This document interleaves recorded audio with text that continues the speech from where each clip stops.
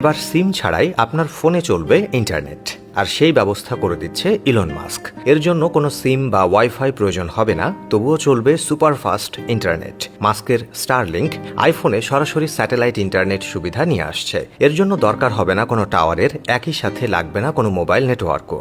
আপনার আইফোন সরাসরি কানেক্ট হবে মহাকাশে ভাসমান স্টারলিংক স্যাটেলাইটের সঙ্গে। এখন প্রশ্ন হলো, কিভাবে কাজ করবে এই টেকনোলজি? আদৌ কি এতে পাওয়া যাবে সুপারফাস্ট স্পিড? প্রচলিত মোবাইল নেটওয়ার্কের উপরই বা কী প্রভাব পড়বে?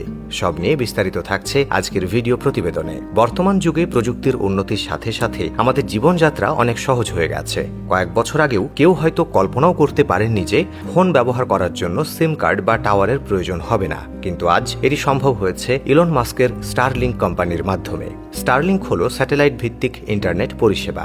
এই কোম্পানির 4,500-এর বেশি স্যাটেলাইট পৃথিবীর কক্ষপথে কাজ করছে। এতদিন এই পরিষেবা ব্যবহার করার জন্য স্টারলিংকের নিজস্ব রাউটারের প্রয়োজন হতো, কিন্তু এখন তারা এই প্রযুক্তিকে আরও উন্নত করেছে। এখন আইফোনে সরাসরি স্যাটেলাইট ইন্টারনেট সেবা ব্যবহার করা যাবে। অ্যাপল তাদের নতুন iOS 18.3 সংস্করণে একটি স্যাটেলাইট অপশন যুক্ত করেছে। এই সিস্টেমটি পরিচালনা করার জন্য স্টারলিংক মার্কিন টেলিকম কোম্পানি টি-মোবাইলের সাথে চুক্তি করেছে। এর মানে হলো, ভবিষ্যতে শুধু একটি আইফোন থাকলেই যে কোনো জায়গা থেকেই ইন্টারনেট ব্যবহার করা যাবে। কোনো সিম কার্ড বা ওয়াইফাই প্রয়োজন হবে না। সোজা মহাকাশ থেকে ইন্টারনেট সেবা ব্যবহার করা সম্ভব। কিন্তু কিভাবে কাজ করবে এই প্রযুক্তি? মূলত স্টারলিংক স্যাটেলাইটের অত্যাধুনিক ট্রান্সমিশন সিস্টেম তৈরি করেছে মোবাইল ফোনের মাধ্যমে স্যাটেলাইট সিগন্যাল গ্রহণ করার জন্য।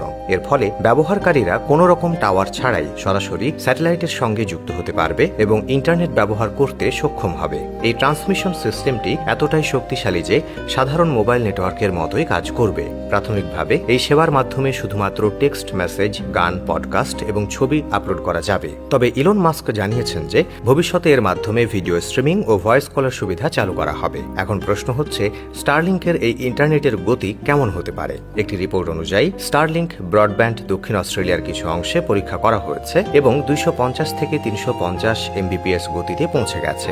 বিশেষজ্ঞরা বলছেন যে এটি আইফোন ব্যবহারকারীদের জন্য গেম চেঞ্জার হতে পারে, কারণ তারা মোবাইল নেটওয়ার্ক ছাড়াই যে কোনো জায়গা থেকে ইন্টারনেট ব্যবহার করতে পারবেন।